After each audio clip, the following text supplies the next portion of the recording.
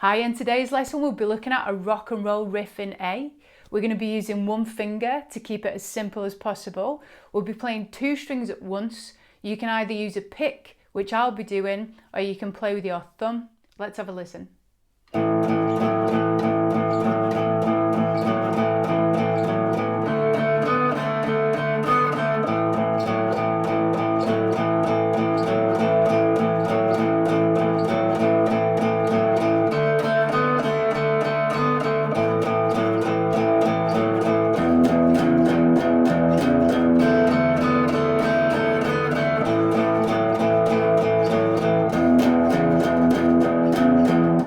Foundational riff for Chuck Berry's Johnny Be Good, for Rock and Roll by Led Zeppelin, for Get Back by the Beatles, and thousands of other songs. Now this lesson's aimed at the whole span of beginners. If you're an absolute beginner, we're using one finger on the fretting hand. However, what you may struggle with is learning to pick two strings at the same time, but do persist at that, it will get easier. If you're an experienced beginner, I'll show you a way that you can use your fingers to play the riff too. That's a little bit more advanced than using just one finger.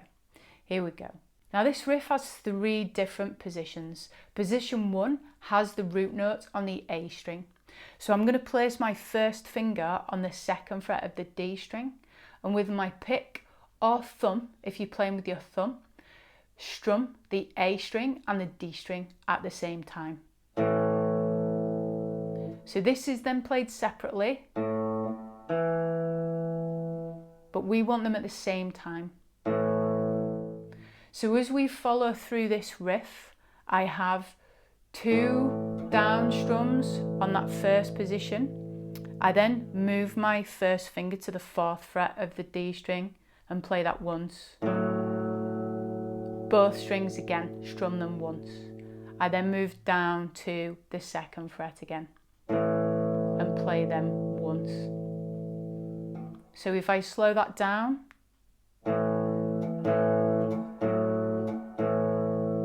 so the main theme of this is that there's an underlying note that's on the A string. The A string's open and it's consistent the whole way through. The only fret that's changing is the D string. But we want the root note to ring out underneath that, to give it that real rock and roll sound.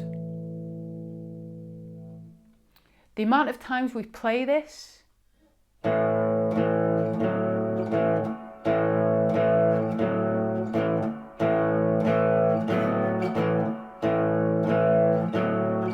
is 4 times.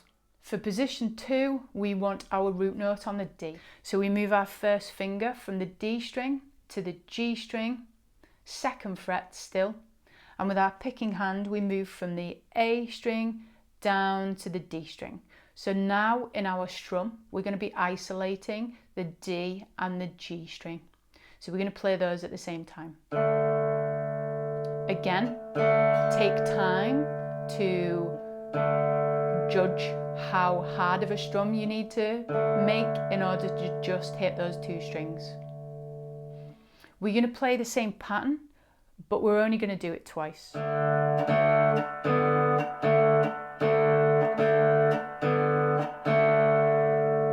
Once we've played that twice, we move back up to the original position on the A, so move both hands back up a string, and we're going to play the A section twice.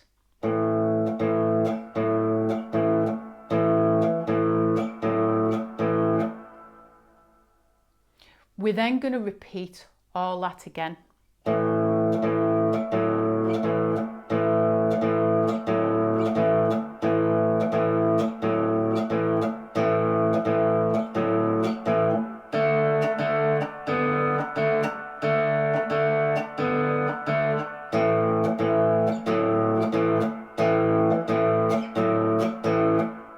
For the 3rd position, we want our root note to be on the E string.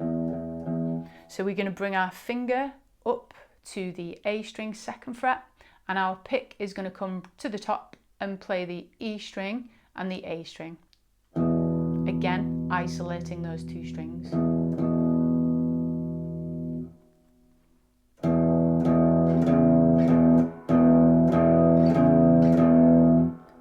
That E section we play twice. We then jump down and play the D section twice again.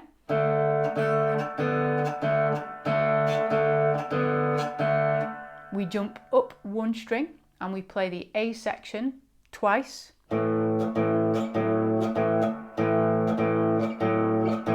And we finish on the E section by jumping up again one string and playing that twice.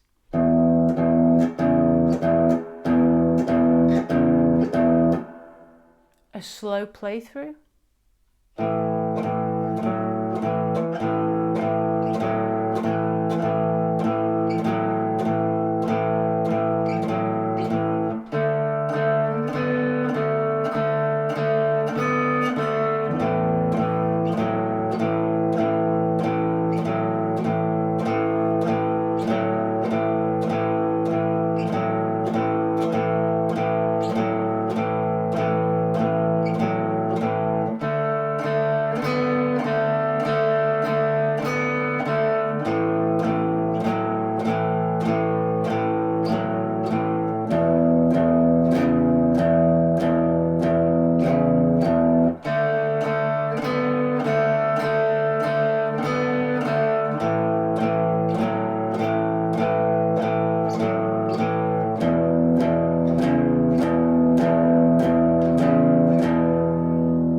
I've got a couple of tips for you now that will help you to isolate the strings that you're wanting to play so that we don't get any extra unwanted noise.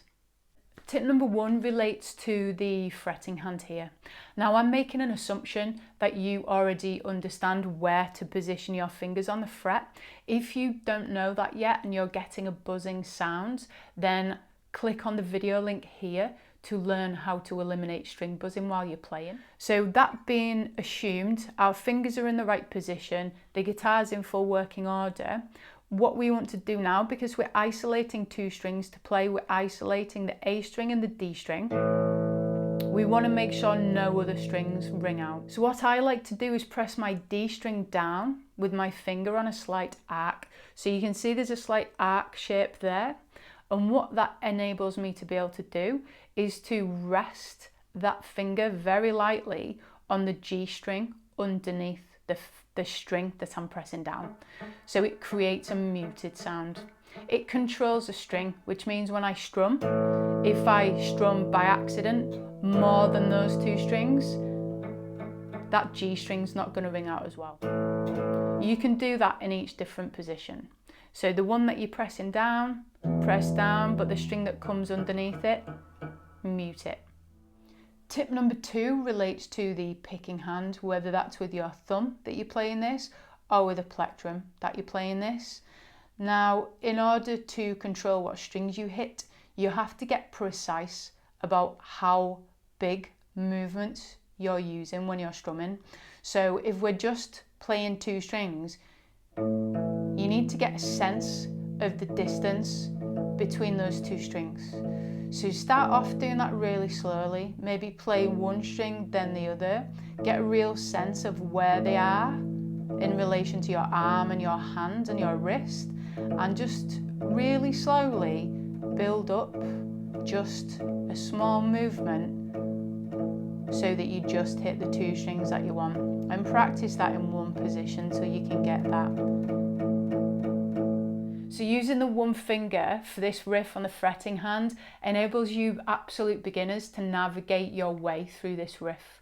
Once you feel like you've got that, or for anybody else who feels like they've achieved that, they can do it, then we're going to move on. I'm just going to show you a quick way of how you can develop that. As you advance as a guitarist, you would play this riff using 2 different fingers. It's much more efficient to stay in one position rather than moving needlessly.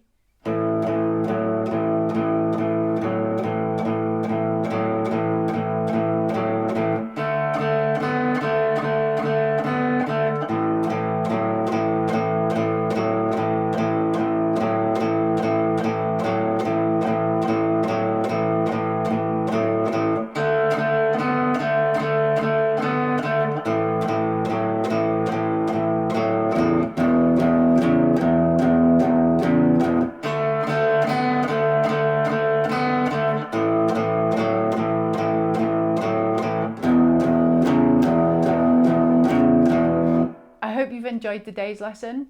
As ever, build it up nice and slowly so it sounds clean and accurate. Once you've achieved that, then speed it up as fast as you want to. Have a bit of fun. It's a great fun riff. The songs that incorporate this riff that have been recorded in popular music play it at a variety of speeds.